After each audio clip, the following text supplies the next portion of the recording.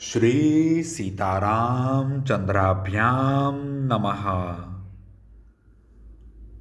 उत्तरकांड, दूसरा सर्ग। महर्षि अगस्त्य के द्वारा पुलस्त्य के गुण और तपस्या का वर्णन तथा उनसे विश्रवा मुनि की उत्पत्ति का कथन। महात्मा रघुनाथ जी का वह प्रश्न सुनकर महातेजस्वी कुंभ योनि अगस्त्य ने उनसे इस प्रकार कहा। श्री राम, इंद्रजीत के महान बल और तेज के उद्देश्य से जो वृत्तांत घटित हुआ है उसे बताता हूँ, सुनो। जिस बल के कारण वह तो शत्रुओं को मार गिराता था, परंतु स्वयं किसी शत्रु के हाथ से मारा नहीं जाता था, उसका परिचय दे रहा हूँ। रघुनंदन, इस प्रस्तुत विषय का वर्णन करने के लिए मैं पहले आपको रावण के कुल, जन्म तथा वरदान प्राप्ति आदि का प्रसंग सुनाता हूँ। श्री राम, प्राचीन काल सत्य युग की बात है। प्रजापति ब्रह्मा जी के एक प्रभावशाली पुत्र हुए जो ब्रह्मर्षि पुलस्त्य के नाम से प्रसिद्ध हैं। वे साक्षात ब्रह्मा जी के समान ही तेजस्वी हैं।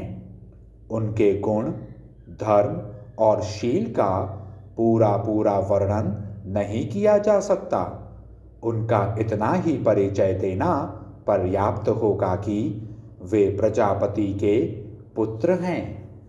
प्रजापति ब्रह्मा के पुत्र होने के कारण ही देवता लोग उनसे बहुत प्रेम करते हैं। वे बड़े बुद्धिमान हैं और अपने उज्जवल गुणों के कारण ही सब लोगों के प्रिय हैं। एक बार मुनिवर पुलस्त्य धर्माचरण के प्रसंग से महागिरी मेरु के निकटवर्ती राजर्षि तृणबिंदु के आश्रम में गए और वहीं रहने लगे। उनका मन सदा धर्म में ही लगा रहता था। वे इंद्रियों को संयम में रखते हुए प्रतिदिन वेदों का स्वाध्याय करते और तपस्या में लगे रहते थे, परंतु कुछ कन्याएं उनके आश्रम में जाकर उनकी तपस्या में विघ्न डालने लगीं।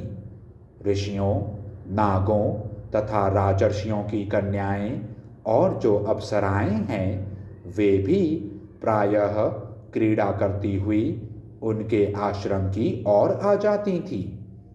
वहाँ का वन सभी ऋतुओं में उपभोग में लाने के योग्य और रमणीय था, इसलिए वे कन्याएं प्रतिदिन उस प्रदेश में जाकर भांति भांति की क्रीड़ाएं करती थीं।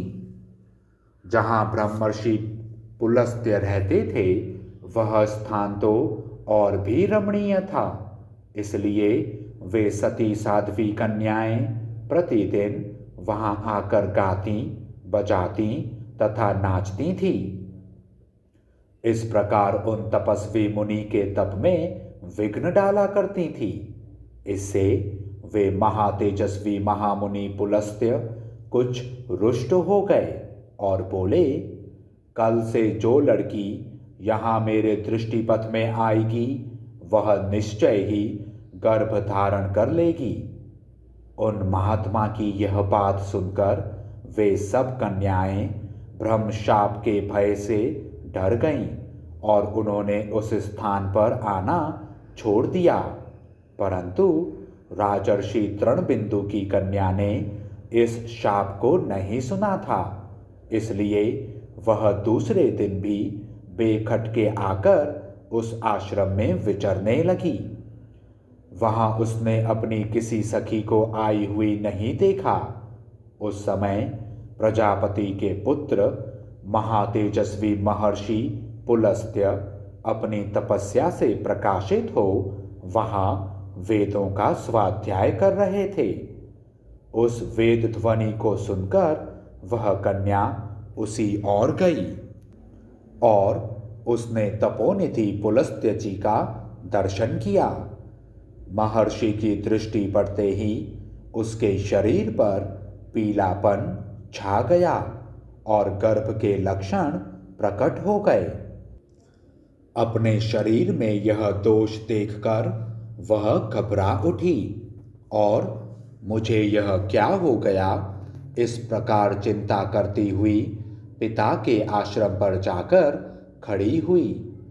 अपनी कन्या को उस अवस्था में देखकर तृणबिंदु ने पूछा, तुम्हारे शरीर की ऐसी अवस्था कैसे हुई?